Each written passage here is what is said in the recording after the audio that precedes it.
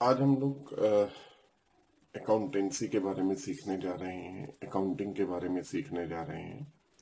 और किसी भी चीज के बारे में सीखने के लिए सबसे पहले हमें ये मालूम होना चाहिए कि वो है क्या।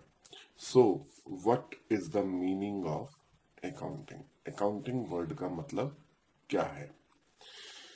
As per the definition, accounting is an art of, पहली बात तो ये एक आर्ट है, आर्ट ऑफ आइडेंटिफाइंग, हमें आइडेंटिफाई करना है, क्लासिफाइंग, फिर उसे क्लासिफाई करना है अलग अलग चीजों में, रिकॉर्डिंग, जिस चीज को आपने क्लासिफाई किया है अब उसको रिकॉर्ड करना है, समराइजिंग, फिर उसे समराइज्ड वे में लिखना है, and interpreting business transactions of financial nature. क्या आइडेंटिफाई करना है? फाइनेंशियल ट्रांजैक्शंस को। क्लासिफाई किसे करना है? देखो, जो बिजनेस ट्रांजैक्शंस हैं, बिजनेस ट्रांजैक्शंस हैं, उस बिजनेस ट्रांजैक्शन में ना दो तरह की ट्रांजैक्शंस हो सकती हैं। एक फाइनेंशियल ट्रांजैक्शंस और दूसरा नॉन फाइनेंशियल ट्रांजैक्शंस। ठीक है।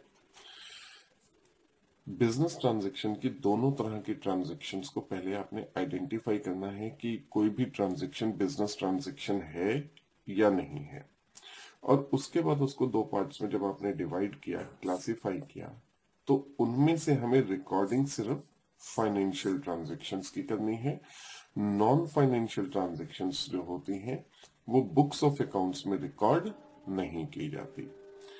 और जब हम उसको रिकॉर्डिंग कर लेते हैं तो उसको समराइज्ड वे में लिखते हैं। समराइजिंग करने का मतलब होता है, जैसे फॉर एग्जांपल आपकी 1 तारीख को भी सेल्स की आपने, 2 तारीख को भी सेल्स की, थर्ड को भी सेल्स की, फोर्थ को भी सेल्स की, और हर बारी सेल्स का अमाउंट अलग अलग था। मान लीजिए पहले 1000 का था, फिर 2000 का था, फिर 4000 का था, फिर 1500 का था। तो at the end of the period जब आपसे पूछा जाए टोटल सेल्स कितनी है, तो आप इन सबका टोटल बताएंगे ना सेल्स का। That is called summarising. कि जब हम उसको टोटल में बता दें, 4+2 6+1 7+1 8 8500, हम कहेंगे हमारी टोटल सेल्स जो हैं वो 8500 की हैं। So identifying, classifying, recording, summarising and interpreting. Now what is interpreting? Interpretation का मतलब होता है किसी भी चीज के रिजल्ट्स को निकालना। तो interpreting business transactions of financial nature, वो ट्रांजैक्शंस जो फाइनेंशियल नेचर की थी उन्हें आइडेंटिफाई करके क्लासिफाई, रिकॉर्ड, समराइजिंग और उनसे रिजल्ट्स निकालना। कैसे रिजल्ट्स निकालना?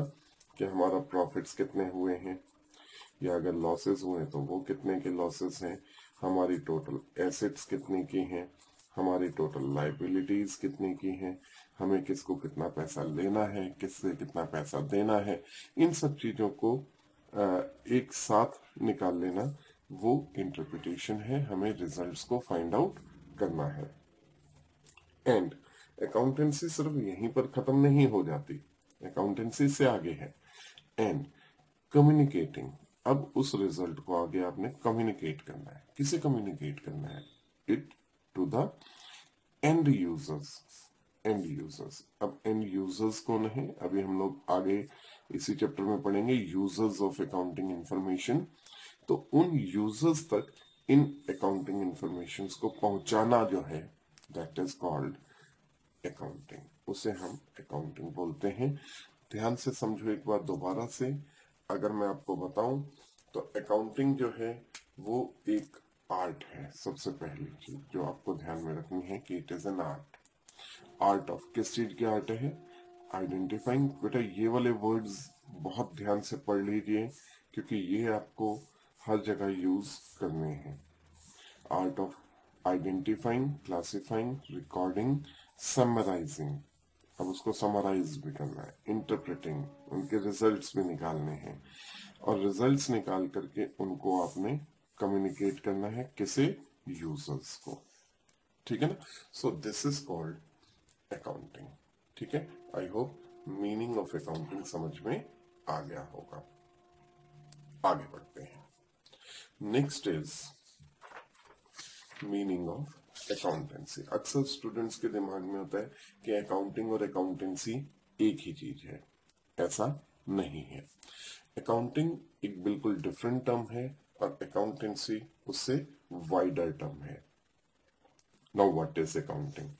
Accountancy the knowledge. अकाउंटेंसी एक नॉलेज है, knowledge required for the purpose of accounting. वो नॉलेज, वो एजुकेशन, वो सिस्टम, वो स्किल। नॉलेज का मतलब स्किल से है, नॉलेज का मतलब एजुकेशन से है, नॉलेज का मतलब आप कह सकते हो कि हमें उस वो मालूम होना चाहिए कैसे करना है, हाउ टू डू। ठीक है ना? तो नॉलेज रिक्वायर्ड, जो जरूरी है for the purpose of accounting. Accounting करने के लिए जिस नॉलेज की जरूरत है वो नॉलेज क्या कहलाती है? अकाउंटेंसी। ठीक है? It is a systematic knowledge. ये एक बहुत ही सिस्टमेटिक नॉलेज है। लाइक एकेडमिक सब्जेक्ट्स है, फिजिक्स है, केमिस्ट्री है, इकोनॉमिक्स है, जैसे आपके बाकी के सारे सब्जेक्ट्स होते हैं, उसी तरह से अकाउंटेंसी एज ए सब्जेक्ट है और वो एक नॉलेज है। तो आप ऐसा कह भी सकते हैं कि it is a knowledge. Knowledge का मतलब it is like a science. तो ये माना जाता है कि जो अकाउंटिंग है वो एक आर्ट भी है और एक साइंस भी है। तो accounting is both, accounting is both art as well as science. Art क्यों है? क्योंकि art of identifying, recording, classifying है। और साइंस क्यों है? क्योंकि ये नॉलेज है, एक फिनोमिना बेस्ड नॉलेज है। ठीक है? इसके बहुत सारे वेरियस कॉन्सेप्ट्स होते हैं। जिस तरह से फिजिक्स और केमिस्ट्री में बहुत सारे कॉन्सेप्ट्स होते हैं, इसी तरह से अकाउंटेंसी में भी बहुत सारे सब्जेक्ट्स होते, कॉन्सेप्ट्स होते हैं, जिसके बारे में हम अभी आगे पढ़ेंगे। Clear students? So the next term जो आप लोगों को बतानी है that is book keeping. Now what is book keeping? Bookkeeping, it is mainly concerned with the recording of किसकी? फाइनेंशियल डाटा की। देखो, रिकॉर्डिंग तभी हो पाएगी जब आप आइडेंटिफाइंग कर पाएंगे। So identification and recording is the main function of book keeping. तो it is mainly concern with the recording of financial data. Book keeping में बेसिकली हम लोगों को सिर्फ डेटा को लिखना होता है, डेटा को रिकॉर्ड करना होता है related to business operation, business operation से रिलेटेड इन एन ऑर्डरली का मतलब यहां पर क्या हो गया? आपको डेट वाइज, टाइम वाइज ये प्रॉपर ऑर्डर में लिखना है। ऐसा नहीं है कि कोई भी ट्रांजैक्शन आप कहीं पर भी रिकॉर्ड कर देंगे। बहुत ही सिग्निफिकेंट मैनर में, सिग्निफिकेंट मैनर मतलब बड़े ही मीनिंगफुल मैनर में लिखना है आपने, यानी उसका कोई पर्पस होना चाहिए लिखने का। सो पर्पसफुल होना चाहिए वो। Clear it is? सो जो बुक कीपिंग है इसमें रिकॉर्डिंग ऑफ ट्रांजैक्शन तो किया जाता है, बट वो रिकॉर्डिंग ऑफ ट्रांजैक्शन बहुत ही सिस्टमेटिक वे में किया जाता है और बहुत ही मीनिंगफुल और पर्पसफुल मैनर के साथ किया जाता है। सो बुक कीपिंग भी अपने आप में इंपॉर्टेंट है। एक बात जो आपको ध्यान में रखनी है वो ये कि अकाउंटेंसी जो है वो मच वाइडर टर्म है। ठीक है? इसी के अंदर बुक कीपिंग भी आएगा और इसी के अंदर अकाउंटिंग भी आएगा। तो दोनों अकाउंटेंसी का पार्ट है। वेयर बुक कीपिंग एंड्स, पहले सबसे पहला काम क्या होगा? Book keeping. और जैसे ही बुक कीपिंग खत्म होगी अकाउंटिंग स्टार्ट्स। ठीक है। So book keeping is the part of accounting as well as the part of accountancy. ठीक है ना, आगे बढ़ते हैं। Next is what are the advantages of accounting और द रोल ऑफ अकाउंटिंग। हमें रोल ऑफ अकाउंटिंग के बारे में सीखना है, हमें उसके एडवांटेजेस देखने कि हम अकाउंटिंग क्यों करते हैं, उसके क्या फायदे हैं अकाउंटिंग को करने के। सबसे पहला benefit number 1, accounting helps in ascertaining the profits. Accounting जो है वो हमें मदद करती है, किस चीज की मदद करती है? एसरटेन का मतलब कैलकुलेशन में, एस्टिमेशन में। एस्टिमेशन वर्ड अंदाजा लगाने से होता है, एसरटेनमेंट यानी कंक्लूजन निकालने में। तो एसरटेनिंग द प्रॉफिट्स अर्न्ड, जो प्रॉफिट्स हम कमा रहे हैं या जो हमें लॉसेस इंकर्ड हो रहे हैं, लॉसेस सफर्ड हो रहे हैं, उसको कैलकुलेट करने में हेल्प करती है। एंड फाइनेंशियल पोजीशन, पोजीशन का मतलब स्टेटस, हमारे बिजनेस की, फाइनेंस की क्या स्टेटस है, फाइनेंस की क्या पोजीशन है बिजनेस की, वो बताने में ये हेल्प करते हैं। This is the first advantage of accounting. सबसे पहला एडवांटेज अकाउंटिंग का ये है। Second advantage, it helps in assets in managing the business. हमें वैल्यूएशन ऑफ एसेट्स को बताती है, हमें पता लगाती है कि हमारी टोटल एसेट्स कितनी है, और हमारे को बिजनेस को मैनेज करने में भी हेल्प करती है। असिस्ट होना चाहिए, it assists, not assists, it assists. This word is actually assist. It helps, assists in managing the business. ये business को assist करने में help करती है। The third is documentary evidence which can be used as a proof in the court of law.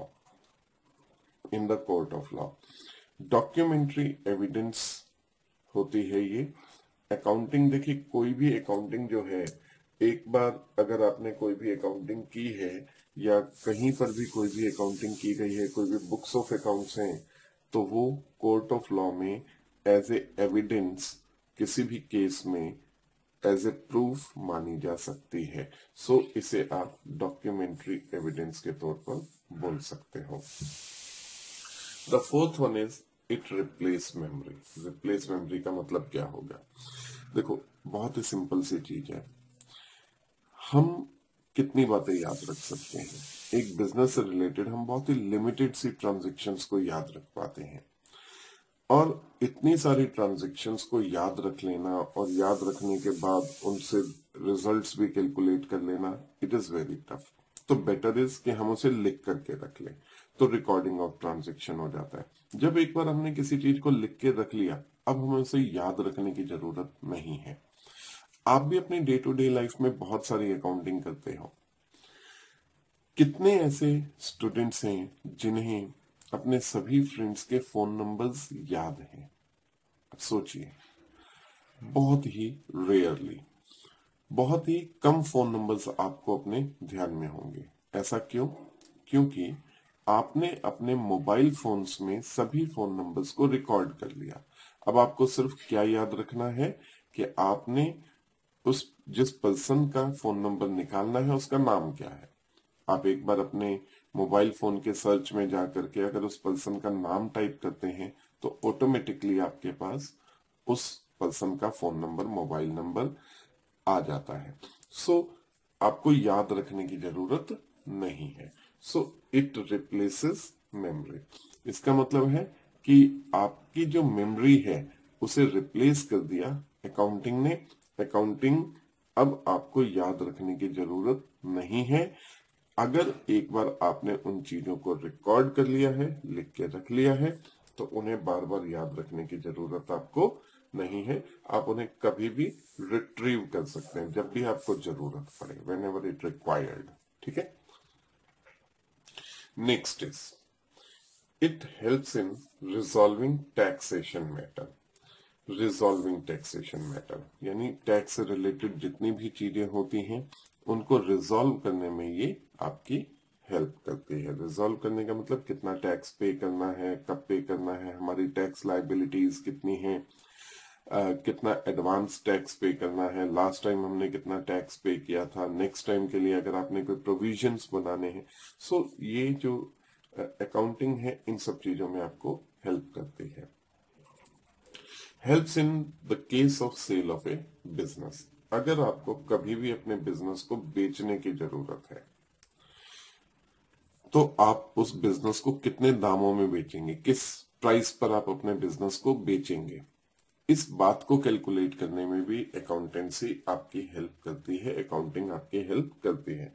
देखिए, जब भी आप चीजों को रिकॉर्ड करेंगे, रिजल्ट्स को इंटरप्रेट करेंगे, फाइनेंशियल पोजीशन के बारे में जान लेंगे, फाइनेंशियल पोजीशन के बारे में आपको मालूम होगा, तो बहुत इजी है कि आपका, अगर आपको ये मालूम है आपके बिजनेस का स्टेटस क्या है, उसकी फाइनेंशियल पोजीशन क्या है, तो ऑटोमेटिकली आपको ये भी पता लग जाएगा कि वो कितने में बिक सकता है।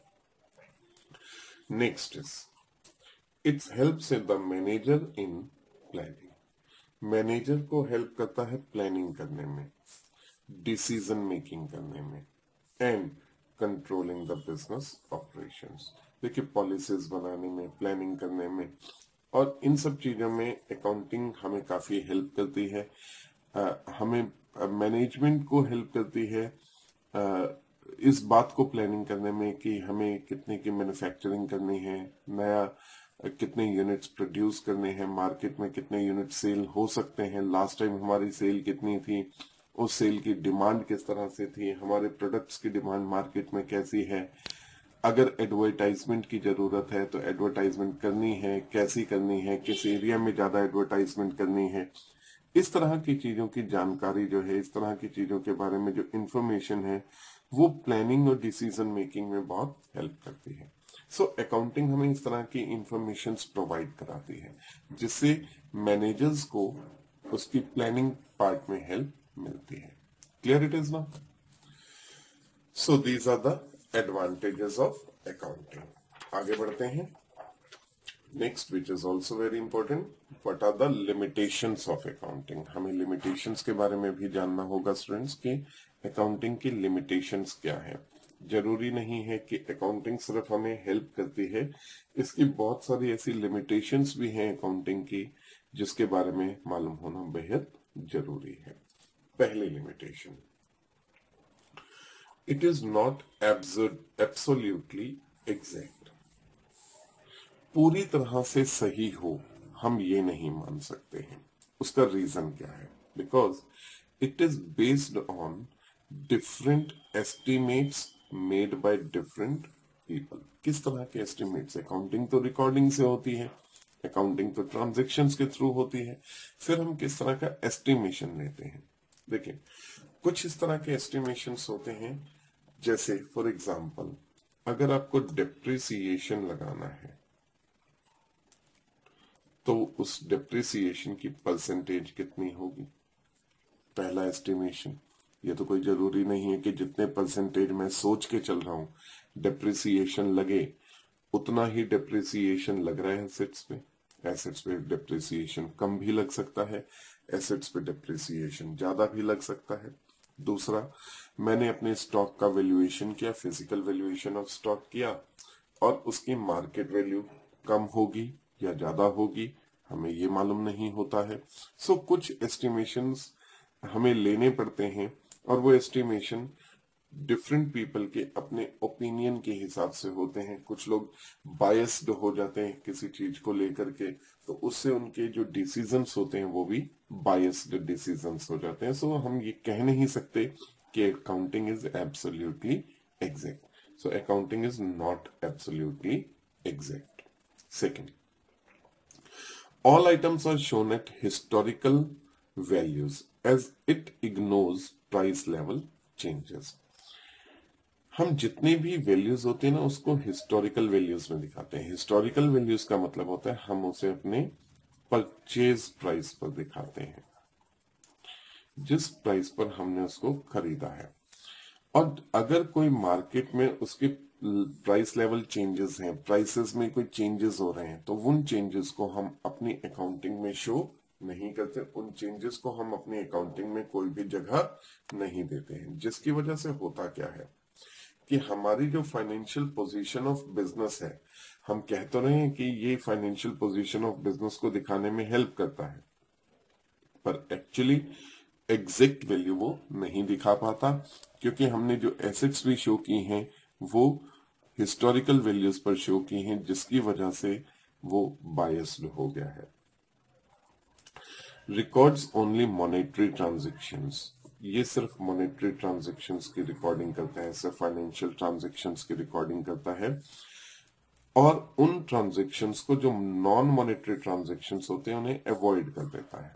और होता क्या है कि ऐसी कुछ बहुत सारी चीजें होती हैं जो बिजनेस को काफी इफेक्ट कर रही होती हैं, लेकिन उन चीजों को हम बिजनेस की बुक्स में शो नहीं कर रहे होते, तो जिसकी वजह से एक्चुअली में जो actual position, actual picture of business accounting से रिफ्लेक्ट होनी चाहिए वो रिफ्लेक्ट नहीं हो पाती है। विंडो ड्रेसिंग, विंडो ड्रेसिंग का मतलब हम अपनी अकाउंटिंग में कुछ मैनिपुलेशंस भी कर लेते हैं, कुछ मैनिपुलेशंस भी करके दिखा सकते हैं। ऐसा कैसे हो जाता है? ये वैसे काफी हायर स्टेजेस पे ये चीज आती है।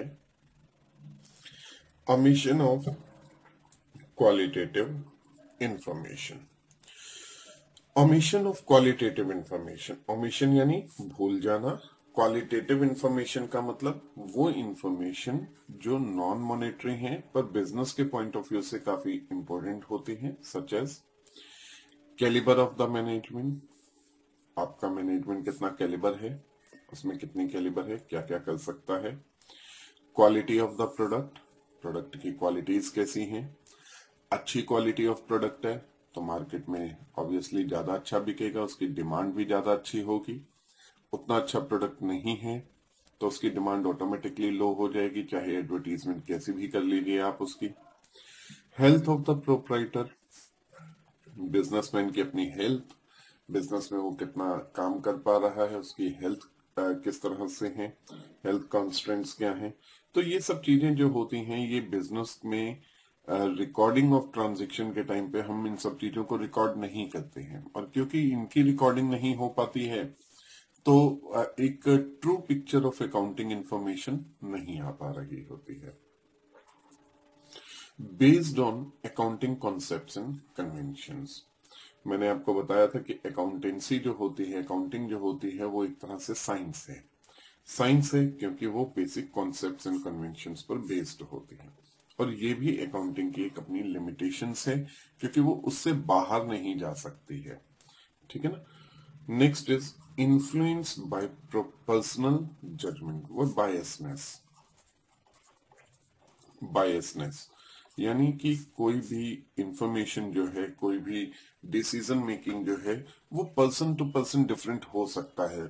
एक पर्सन का डिसीजन मेकिंग दूसरे पर्सन से अलग हो सकता है, तो ये भी अकाउंटिंग की एक लिमिटेशंस है, क्योंकि अकाउंटिंग में इस तरह की जो चीजें होती हैं वो इसको एग्जैक्ट होने से रोकती हैं, हमें ट्रू पिक्चर नहीं दिखाई दे पाती अकाउंटिंग की। So this is also a limitation of accounting. Clear students? चलिए आगे जाते हैं। A very very important question, बहुत ही इंपॉर्टेंट स्टूडेंट्स, और मैं तो ये मानता हूं कि नॉर्मली इस तरह के क्वेश्चंस जो हैं वो एग्जाम में आते हैं, और मोर ओवर क्वेश्चन से भी ज्यादा इंपॉर्टेंट होता है कि वो टॉपिक क्या है। Qualitative characteristics,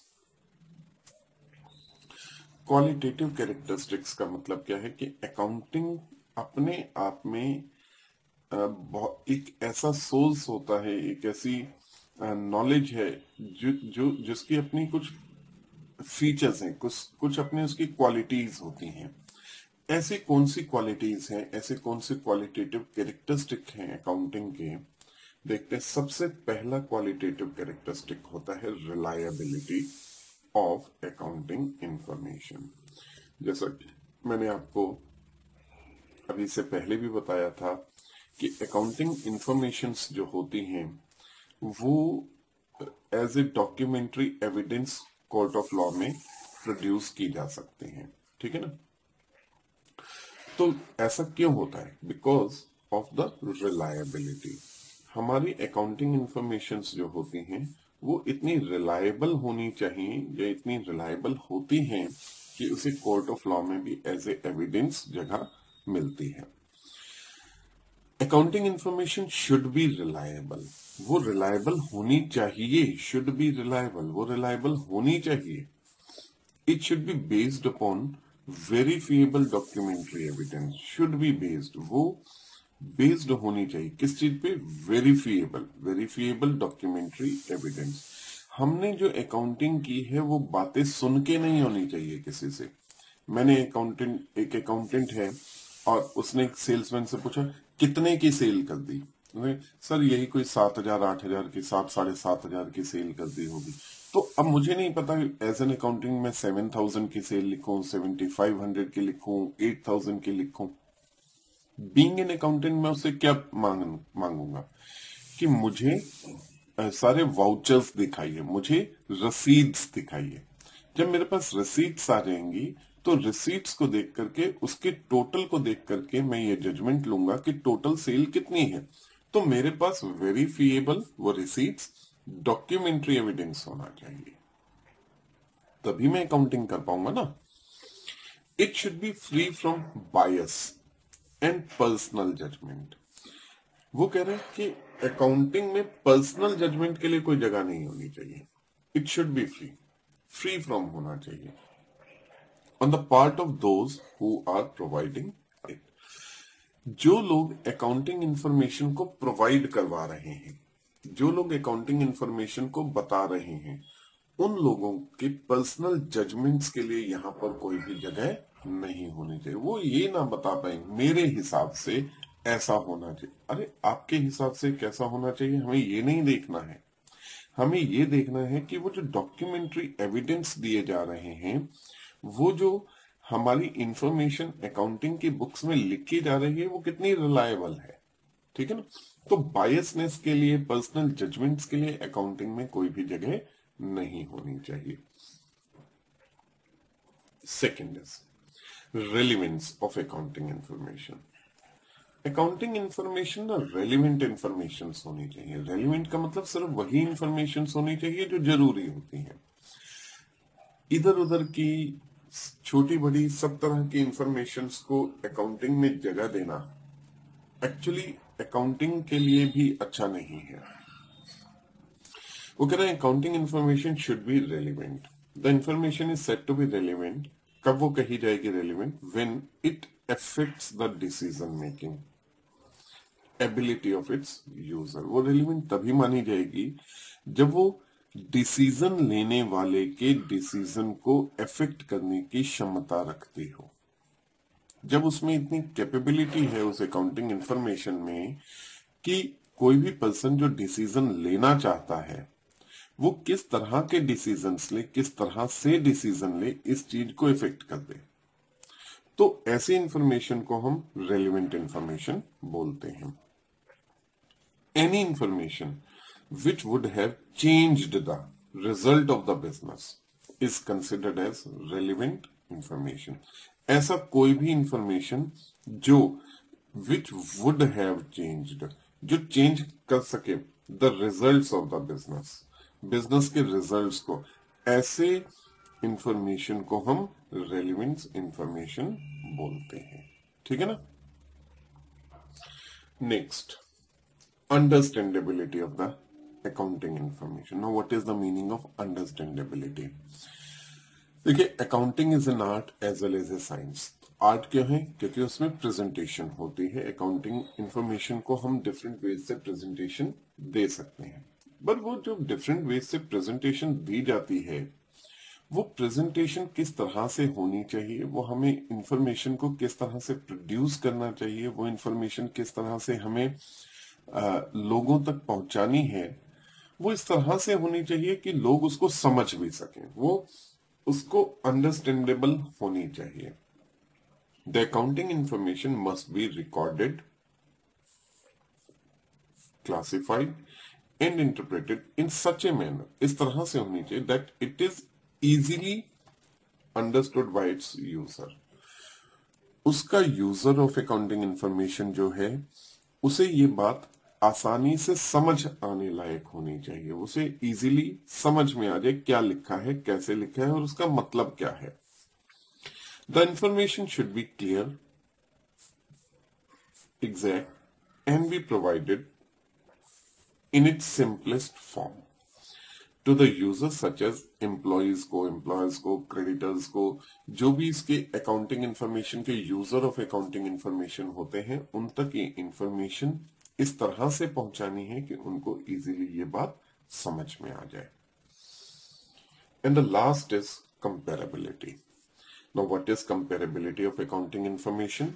In order to make a comparison between the profitability and financial position of a concern, एक बिजनेस के जो प्रॉफिटेबिलिटी होती है, जो फाइनेंशियल पोजीशन होती है, उनके बीच का comparison with its previous year. किस चीज से कंपैरिजन करना है? पिछले साल के डेटा के साथ कंपेयर करना, या फिर with some other organisation of same nature, या किसी दूसरी कंपनी के, किसी दूसरी ऑर्गेनाइजेशन के डेटा के साथ कंपैरिजन करना। और the account must be maintained on the basis of uniform accounting policies, same nature का बिजनेस हो या उन्हीं पॉलिसीज और उन्हीं मेथड से बनाया हुआ अकाउंटिंग हो किसी दूसरे ऑर्गेनाइजेशन का, such as methods of providing depreciation, जैसे डेप्रिसिएशन है, वैल्यूएशन ऑफ स्टॉक है।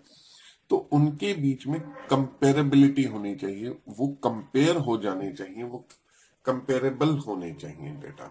ठीक है, सो इन बातों को आपने ध्यान में रखना है। And these are the qualitative characteristics of a accounting information. Clear है स्टूडेंट्स? नेक्स्ट आगे जाते हैं पार्टीज इंटरेस्टेड। पार्टीज इंटरेस्टेड का मतलब यहां पर हो गया users of accounting information. Parties interested एक तरह से मैं इसे यूजर्स ऑफ अकाउंटिंग इंफॉर्मेशन बोलूंगा। ठीक है, तो कौन कौन से यूजर्स होते हैं अकाउंटिंग इंफॉर्मेशन के? सबसे पहला जो यूजर है वो है ऑनर। ऑनर का मतलब क्या हो गया? ऑनर कौन है? जिसने बिजनेस में पैसा लगाया है। अब वो क्या जानना चाहता है? भाई जो मैंने पैसा लगाया है उसकी मुझे रिटर्न्स कितनी आ रही हैं। ठीक है ना, उसे रिटर्न्स भी तो चाहिए ना। तो उसे किस तरह की रिटर्न्स आ रही हैं, मैंने जो पैसा लगाया है वो पैसे का क्या बना, हमने कितने की एसेट्स खरीदी, कितना हमें किसी का पैसा देना है, तो वो इन सब चीजों के बारे में जानना चाहता है। तो इन सब चीजों के जानने के लिए उसे अकाउंटिंग इंफॉर्मेशन की जरूरत है। तो पहला यूजर हो गया ऑनर। Second is management. अब ऑनरशिप और मैनेजमेंट अलग अलग हो सकता है, ये बात आपने बिजनेस स्टडीज में भी पढ़ी है, फॉर्म्स ऑफ बिजनेस ऑर्गेनाइजेशन में भी पढ़ी है कि ऐसी कुछ ऑर्गेनाइजेशंस होती हैं जहां ऑनरशिप और मैनेजमेंट सेम होता है, बट ऐसी भी कुछ ऑर्गेनाइजेशंस होती हैं जहां ऑनरशिप और मैनेजमेंट दो अलग अलग चीजें होती हैं। तो ऑनरशिप पहला यूजर हो गया, मैनेजमेंट दूसरा यूजर हो गया। दूसरी बात एक और याद रखनी है, ऑनर का पॉइंट ऑफ व्यू अलग हो सकता है, मैनेजमेंट का पॉइंट ऑफ व्यू अलग हो सकता है। इवन इन केस कि ऑनरशिप और मैनेजमेंट सेम है, एक ही व्यक्ति सोल प्रोप्राइटरशिप फॉर्म में ऑनर भी है और वही मैनेज भी कर रहा है, पर दोनों ही केसेस में उसके पॉइंट ऑफ व्यूज अलग अलग हो सकते हैं। बीइंग ए ओनर वो देखना चाहता है कि मुझे रिटर्न्स कितने मिल रहे, रिटर्न्स यानी प्रॉफिट्स कितने मिल रहे हैं।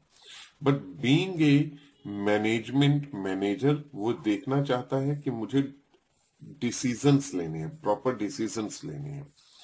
किस चीज के? मुझे सेलिंग प्राइस डिसाइड करना है, मुझे ये ध्यान रखना है कि मुझे प्रोडक्शन को बढ़ाना है या घटाना है, या और भी बहुत सारे डिसीजंस उन्हें लेने पड़ते हैं। इन सब डिसीजंस को लेने के लिए उसे फिर से अकाउंटिंग इंफॉर्मेशन की जरूरत पड़ती है। ठीक है, सो ये बात भी ध्यान में आपने रखनी है कि ऑनर और मैनेजमेंट दोनों डिफरेंट पॉइंट ऑफ व्यू से अपने अपने डिसीजंस को लेते हैं। थर्ड आ जाते हैं इन्वेस्टर्स। बहुत सारे स्टूडेंट्स के दिमाग में आता है कि सर ऑनर भी तो इन्वेस्ट इन बिजनेस करता है, तो ये भी तो इन्वेस्टर हो गया। तो स्टूडेंट्स, इन्वेस्टर्स जो होते हैं वो दो तरह से होते हैं, इंटरनल और external. Internal investor first party यानी बिजनेसमैन खुद हो गया, ऑनर खुद हो गया। एक्सटर्नल यानी आउटसाइडर्स या थर्ड पार्टी इन्वेस्टर्स भी होते हैं बिजनेस में, जो बिजनेस में पैसा इन्वेस्ट करते हैं। अगर आपके बिजनेस एक ग्रोइंग बिजनेस है या बहुत ग्रोन अप बिजनेस है, ग्रोन्ड बिजनेस है, तो ऐसे केसेस में नॉर्मली दूसरे लोग जो होते हैं, थर्ड पार्टी जो होते हैं, वो आपके बिजनेस में पैसा इन्वेस्ट करना चाहते हैं। जैसे बहुत ही अच्छी कोई कंपनी हो और उस कंपनी के शेयर्स आप परचेज करना चाहें, तो you became the investor of that company. ठीक है। Like owners, investors are also interested to know about the profitability and financial position of the business. वो क्या जानना चाहते हैं? वो जानना चाहते हैं कि उनकी जो इन्वेस्टमेंट है वो सेफ है या नहीं है, या उनकी इन्वेस्टमेंट रिवॉर्डिंग है या नहीं है, उनकी इन्वेस्टमेंट से उन्हें बेनिफिट्स मिलेंगे या नहीं मिलेंगे। तो इन्वेस्टर तो अपने पैसे को देखना चाहता है, वो ये जानना चाहता है कि मुझे बेनिफिट्स मिल रहे हैं या नहीं मिल रहे हैं। नेक्स्ट आ जाते हैं क्रेडिटर्स। अब क्रेडिटर्स एज ए बिजनेस कैसे जानना चाहते हैं? सो क्रेडिटर्स के बारे में, creditors are the suppliers of the goods. वो बिजनेस को सप्लाई करते हैं गुड्स एंड सर्विसेज। और कैसे करते हैं? उधार में करते हैं। ठीक है। तो वो क्या जानना चाहते हैं कि उनकी जो पेमेंट्स हैं वो सिक्योर हैं या नहीं है, इस बारे में ध्यान देना होगा। They can do this by studying financial accounts. वो इसे कैसे पता लगा सकते हैं? अकाउंटिंग इंफॉर्मेशन को अच्छे से रीड कर सकते हैं। वो देख सकते हैं कि कंपनी के पास डिपॉजिट्स कितने आते हैं, कंपनी कितने के रेगुलर पेमेंट्स करती है, उनकी क्रेडिट रेटिंग्स क्या है मार्केट में, बैंक में उनकी क्रेडिट रेटिंग्स क्या है, उनकी गुडविल की वैल्यू कितनी है। तो इस तरह से देख करके वो इन इंफॉर्मेशन के बारे में जानकारी लेकर के अपने पैसे की सेफ्टी के बारे में जान सकते हैं। Next, government. Government needs accounting information on accounts to assess income tax, sales tax, excise duty, etc. इन सब चीजों को देखने के लिए गवर्नमेंट भी अकाउंटिंग इंफॉर्मेशन को की जानकारी लेना चाहती है। And the last is employees. Employees का इंटरेस्ट क्या होता है? ये जानना कि ग्रोथ ऑफ द बिजनेस क्या है, सो दैट वो ये जान सकें कि उन्हें वेजेस मिलेंगी, बोनस मिलेगा, मॉनेटरी इंसेंटिव्स मिलेंगे, या जॉब सिक्योरिटी के बारे में जानना चाहते हैं वो अपने, कि उनकी जॉब सिक्योर है या नहीं है। तो इन सब इंफॉर्मेशन को जानने के लिए भी एम्प्लॉयज भी अकाउंटिंग इंफॉर्मेशन के बारे में जानकारी जुटाना चाहते हैं। सो आई होप आप लोगों को ये जो अकाउंटिंग की बेसिक नॉलेज है इसके बारे में पता लग गया